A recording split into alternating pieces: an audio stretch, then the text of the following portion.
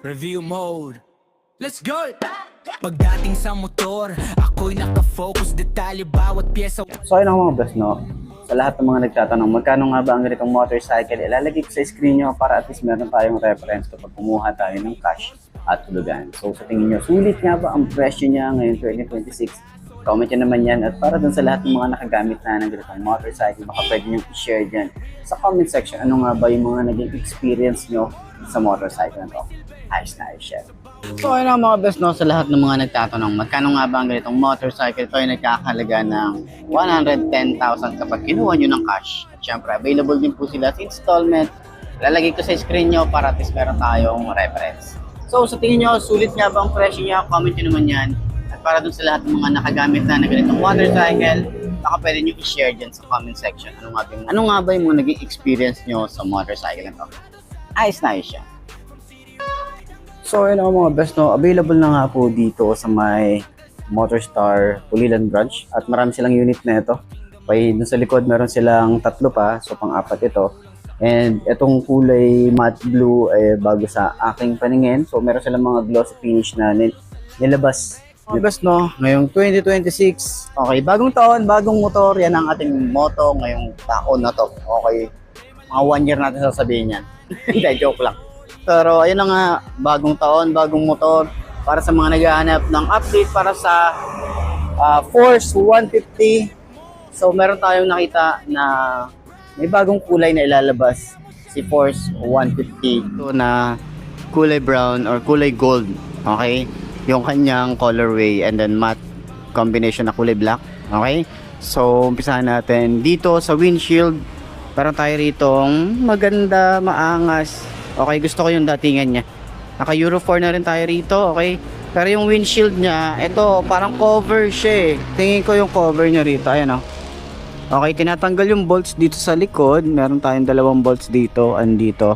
Para matanggal natin tong cover na to. Kung gusto nyo tanggalin to, pwede. Okay, saka nyo matatanggal pa lang yung pinaka windshield niya. Okay, so ganun yung function niya or ganun siya binabaklas, medyo mabusisi or madiwara.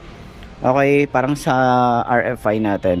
Pero yan, para tayo ritong naka carbon fiber finish. Ang ganda ng texture talaga na ito. Dito rin sa part na to. And then puro sharp design yung makikita natin dito. And then dito sa side na to, pwede nyo palagyan to ng ng dashcam. Pabutasan nyo lang to dun sa mga magagaling magbutas ng ganito. Pwede nyo palagyan niya ng dashcam para sa safety features na rin natin. And then meron tayo ritong projected lamp, 2 naman yan. And then meron tayo rito maliit na LED. Ayan, high and low nandiyan na rin. Signal light natin nandito sa side na to. Meron din siyang maliliit na ilaw dito. Okay, ayan, tingnan nyo naman. Busina nandito sa ilalim. Sa side naman, naka-telescopic fork. Meron tayong rusi na naka-emboss. Naka-combi brake na rin tayo dito. Magandang fender. May mga patulis din tayo na design dito. May rusi dito na kulay yellow, pero ito okay na din sa akin to, pero mas maganda tanggalin nyo na lang kasi mas maganda tong emblem na to.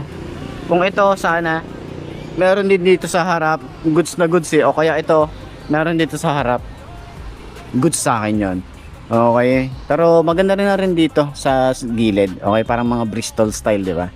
So may mga ganyang design siya. Okay, sa ilalim parang kulang na lang maglaro tayo ng chess dito. Ayan, ganyan yung itsura niya. Okay? So, sa kanyang mugs, maganda. Yung size naman dito is 110, 70 by 13. Ka-size ni RFI 175. Cordial, naka-tubeless. Naka-single disc brake na rin tayo rito. And then, etong side na to, hindi siya ABS. Pero malay naman natin magkaroon ng ABS, diba? Ito, speedometer sensor. Naka-dual pad caliper tayo rito, single disc brake. Okay, ganda ng forma talaga nito. Napaka-pogi. Yan, meron tayong extension, malapad yung ating floorboard dito. Yung design ng decals niya, kulay yellow. May EFI dito, naka-water cooled, 4 valves. Yan, so matte gray. Meron din pala siyang combination dito sa side na to. And sa gas tank, maganda yung gas tank niya. Open natin. Yun, napaka-responsive din niya. Meron tayo rito maliit na windshield. Ayan. Parang carbon fiber finish yung datingan niya. Sayang dito, dapat naglagay sila rito ng logo ni Motorstar, pero may mga decals tayo rito. May Motorstar dito, may ride nakalagay dito. Dito naman sa side, may FI, may 150 liquid cooled. Ayan. So dito rin sa side, may ride din tayo rito, halos same lang din naman pala. So dito naman parang tayo may winglet, yung datingan nito, tapos parang carbon fiber finish. Ang ganda ng kanyang headlight. Meron tayong high and low na rin yan. Ayan, meron din tayo sa gitna at sa tigilid. Ayan. So may daytime running light. Ito rin. Okay. So telescopic fork tayo rito. Meron tayong single disc brake, single pad caliper. Ang kanyang size ng gulong ay 180 by 14. Ayan. Tubeless na rin yan. Okay. So maganda rin yung fender na ginamit dito. Ang angas ng datingan niya. May sticker din tayo rito. Ayan. May yung mga bolts nyo, ang gaganda rin ng ginamit dito. Naka-Allen bolts na rin yan. So sa ilalim meron tayong signal light na bulb type din yan. Dito naman sa side, maangas yung datingan talaga na ito. Siyempre alam naman natin kung saan siya inspire. Sa Aerox talaga siya inspire. Okay. Ayan. O, diba? Ganyan lang siya. Napaka-responsive din. Meron tayong side pocket. Okay, anong meron dito sa side pocket? Malalim. Okay, pwede tayong maglagay ng mga barya, basahan. Hindi siya ganun kalawak, no? Hindi siya ganun kaluwag. Same lang dito. Halos same lang same lang sila ng size ng ating tawag dito compartment or side pocket. Ayan. So meron tayong USB charging port. Okay, dalawa naman yan, Type C and Type A. And then, ano pa rin tayo dito? Di susi. Pero ito yung susi niya.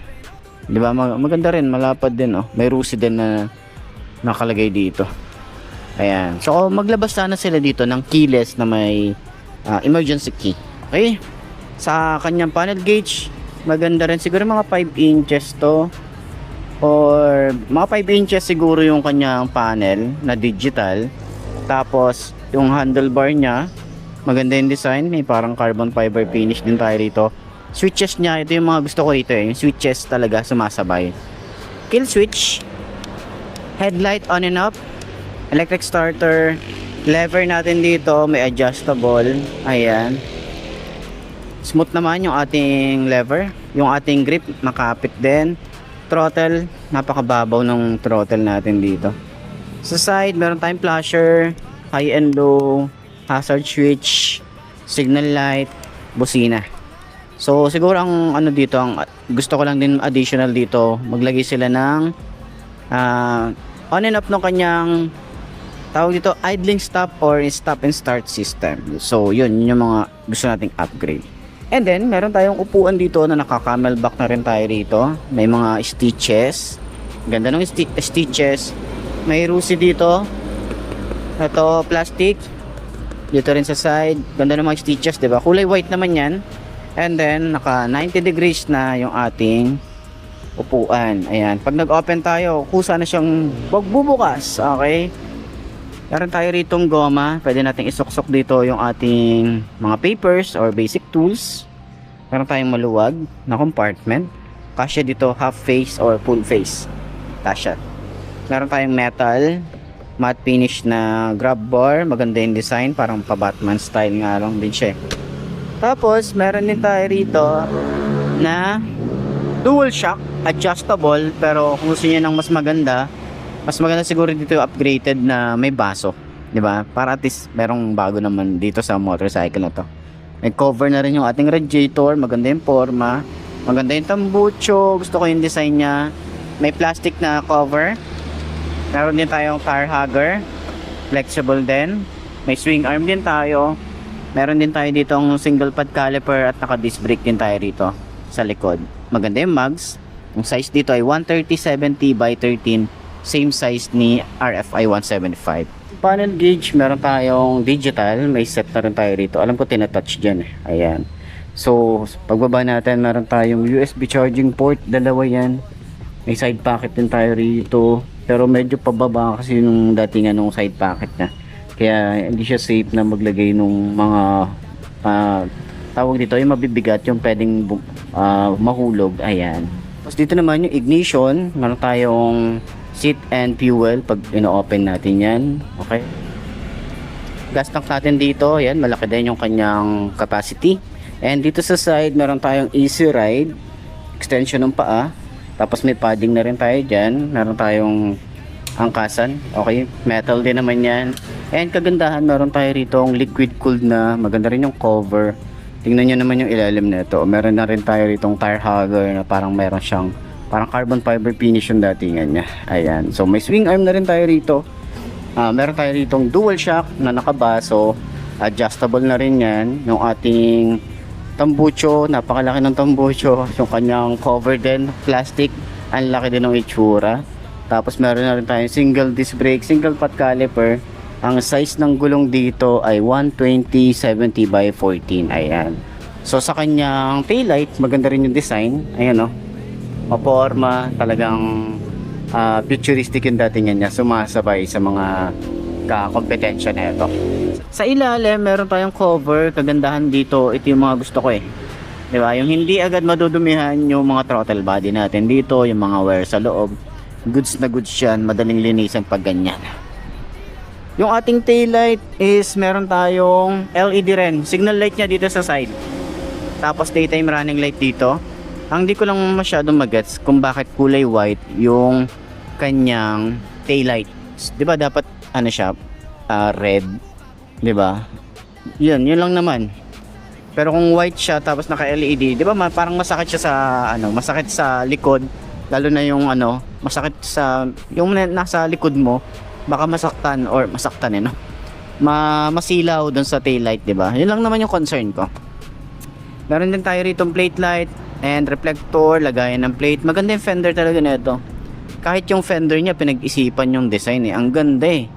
Diba? Ang ganda-ganda. Ang ganda talaga. So, yung ating panggilid, bulky, ganda rin ng itsura, ganda ng forma eh, no? Ganda ng forma. Yung ating foot pegs para sa angkas, maganda rin yung forma. Yung side stand natin dito, halatang hindi tinipid, maganda rin yung paint job. Meron din tayong side stand kill switch.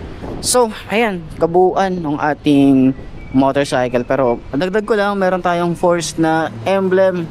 Maganda rin yung force na emblem na to, pero sana mas malaki para mas kitang kita. Tapos wala na tong decals na to. Yun lang, suggestion ko lang naman. So ayan, sa mga gustong bumili ng ganitong motorcycle, puntahan nyo na lang yung pinakamalapit na Rusi dyan sa lugar nyo. Sana nakatulong tong video na to. Ayos na. Sa side nga pala may 150 dito, may decals din tayo rito. And ito naman yung signal light natin is naka bulb type din, lagayan ng plate, may reflector. Ito naman bulky yung kanyang fender or malapad yung kanyang fender dito. So meron na rin tayo rito bracket para sa kanyang top box, ready na rin yan. May mga nakaabang na rin yan. Okay. So sa upuan, ito yung nagustuhan natin dito, sobrang lambot ng upuan na ito. May mga stitches na rin yan. Pagdating natin dito sa ilalim ng upuan, meron tayong helmet hook. Malawak din yung kanyang compartment. Okay, dito rin yung ating battery. So sa side naman, tingnan natin yung side kung ano ba yung meron dito. Sa panggilid niya kasi, napakalaki ng panggilid niya. May motor star na nakalagay dito. Ang ganda ng itsura na ito. Tapos meron tayong side stand kill switch. Or parang wala yata. Hindi ko alam kung meron o wala. Pero ayan. Okay, so ayan, yun yung kabuuan. Totoo, hindi ka maloloko boy. Sa bawat trip, bawat under ng gulong, alamin mo muna bago ka sumulong. Review ng motor, real talk sa eksena, para sa rider na gustong sigurado sa biyahe niya. From city ride hanggang long ride mode, ito ang guide mo sa daan ng kalsada road. Cold start, pakinggan mo ang tunog, kung maayos ba o parang may kulang sa ugong. Suspension check, lubak ay kalaban, kung smooth ang tupo, panalo sa laban. Brakes kung kapit, dapat sigurado, safety first lagi, di pwedeng papakto. Ilaw sa gabi, malinaw ang daan, headlight na solid, panalo sa laban. Hey, hindi lahat ng uso para sa'yo bro, piliin mo yung swak sa budget na trip mo. Hindi lang pangalan, hindi lang brand, importante kung kaya mo siyang i-handle. Review ng motor, wala